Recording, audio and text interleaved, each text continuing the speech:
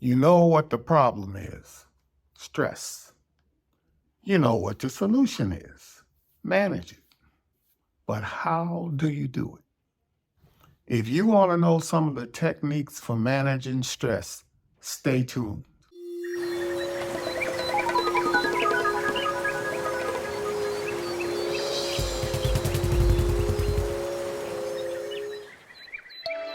Hello, this is Raymond Edison, MD, your digital doctor, admitting you to the channel where we show you how to take charge of your health. Welcome if it's your first time. Welcome back if you've been here before. Thanks to those of you who purchased my book that accompanies this video series. While it's impossible not to be caught off guard by stress and to feel the ravages of stress, there are ways you can prevent, minimize it if it's already there, and reduce it. There are ways to relieve yourself of it and greatly diminish the magnifying adverse effects of it. Now we get into the action of what you can do to minimize and reduce stress besides your mindset. The first thing we'll discuss is exercise. You'll notice we haven't said much about exercise to date in regards to weight loss and other things because the myth out there overemphasizes exercise when it comes to weight loss. But exercise is important, as we mentioned before. Exercise is an essential aspect of your health. Exercise, you say. Where is that pill, that magic pill from ingredients only found in the Amazon rainforest that you, doctor, isolated, researched, found a reliable company to package it so you could bring it to us at a low price and it will diminish all of our stress problems as long as we take it? Sorry, no magic pill, at least not from me. This will show you how things tie together. Now let's discuss exercise. When you exercise, your body releases endorphins and they put you in the mood of feeling better. And they reduce stress hormones like cortisol and adrenaline or norepinephrine. These hormones play a role in the physical manifestation of stress. As we've discussed the different types of stress, refer to the previous video. For example, that 30-minute walk in the morning can set your day, not only relieving stress at that point in time, it'll even have hangovers for in the evening when you're ready to go to sleep. Once again, we return to sleep, which again demonstrates how it's healthy for you in more than one way. Getting enough sleep and getting the good quality sleep can reduce the stresses and strains that you have during the day. And it allows you to regulate those stress hormones more easily, allowing you to better manage the stress response.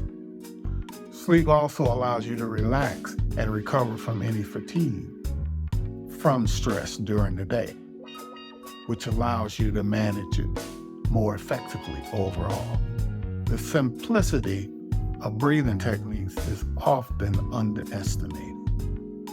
Hell, we've been breathing in and out all our lives. What's the big deal about breathing? Taking deep breaths is a powerful mindfulness technique at reducing stress in the body and calming the mind. When we take deep breaths, our heart rate slows, our muscles relax, and a lot of the tension involved goes away. Why? Because breathing deeply triggers the parasympathetic nervous system. That's the part of the nervous system that calms us down. And there's several breathing techniques you can get into. There's Wim Hof breathing, there's square breathing. There's probably no one best, but the deep breathing is the key. Anytime you breathe deeply, you are allowing yourself to relax more, decrease stress and tension. Something else that's underestimated is relaxation. When most of us think of relaxation, we think of doing something quiet, being inactive, and maybe even sleeping. While all that's true, learning how to relax can help you in the middle of the most active task you can do. You can be in the middle of a board meeting. You can be in the middle of teaching your class. You can be running around the track. But if you know how to relax, you do all those things with greater ease. Also, mindfulness meditation helps you relax. And I know there's a lot of things out there. You don't have to go overseas. You don't have to have a guru. And you don't have to spend 7-8 hours a day learning how to meditate. You just sit, relax your mind, and keep yourself in the present, and don't be trying to figure out what you did wrong yesterday and what you're going to do right tomorrow. Just be there and appreciate being in the present moment.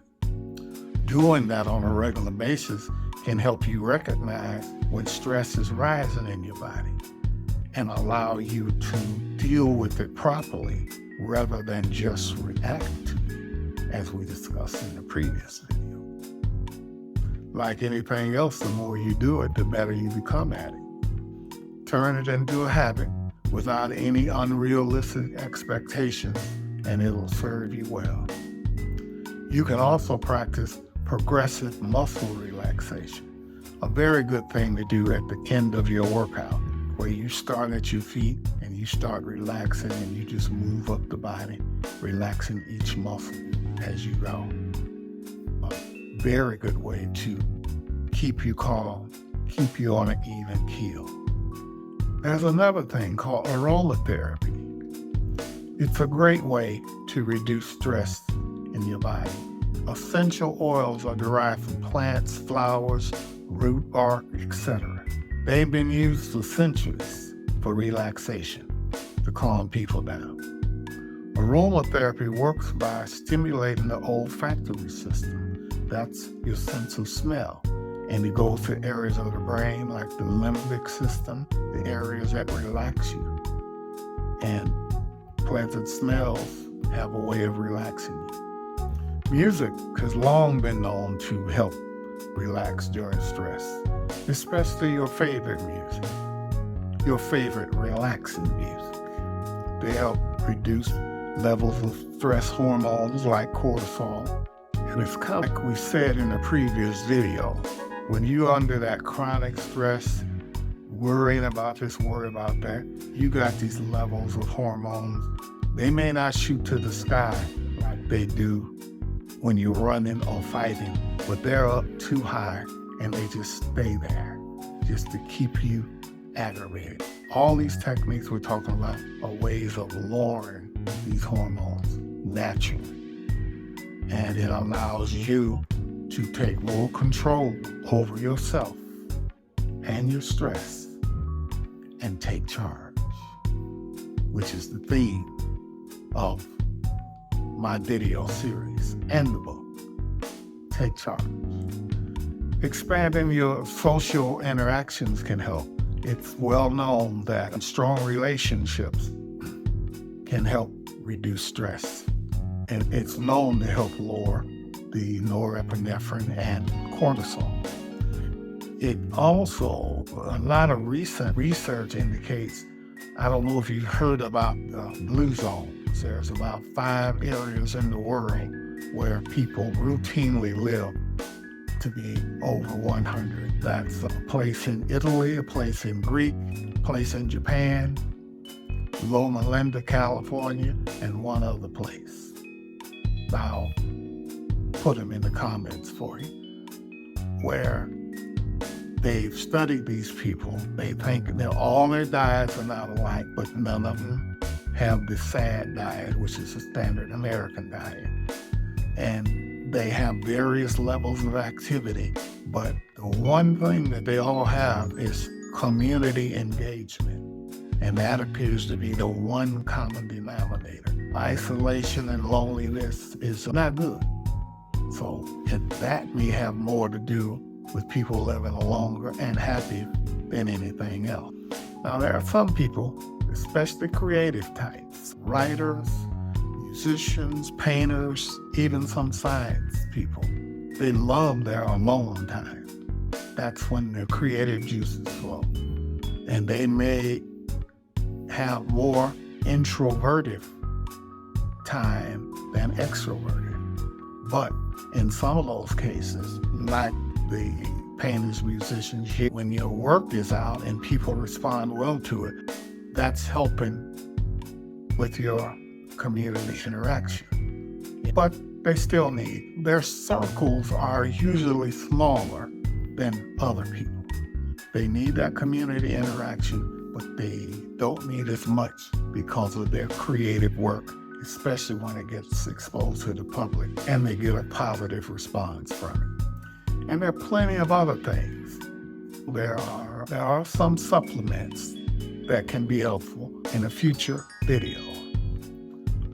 There are no pills. Pills for relaxation, anti-anxiety medications can be worse in the long run. So understand that employing some or all of these techniques, you can start one at a time, pick the one you think will be more helpful, let it become a habit, then add, and over time, you have a repertoire of things that you can do that will allow you to manage your stress as opposed to react to it. With the first type of stress, it's all or nothing. Once you see that car about to hit you, or that person pull a knife, or that animal comes dashing at you, you can't stop it. It's all or nothing. Your survival instinct comes in. And boom, you're off to the races or you're in battle. But the type of stress that we're talking about now, it's more subtle, it's more gradual, but in many ways it's more damaging because it happens to you, you keep it in your mind, you go over it and over it in your mind, you lay down, and instead of using the techniques that we've gone over about how to sleep, you're laying up in bed at night thinking about this, that, the other, and it's just magnified. And your cortisol levels are staying up and not coming down nearly like they should. And before you know it, you're dealing with quite a problem. And you're focusing on these problems and you're not thinking about what is going right. You may have 10 things going wrong, but if you got one thing going right in your life, be grateful for that. Focus on that. But when you focus on the things that are going right, it allows you to focus on solutions as opposed to problems. So when you use these techniques to do that, you can get to the point where these habits allow you to automatically, without thinking, start formulating solutions to these problems that you come in contact with.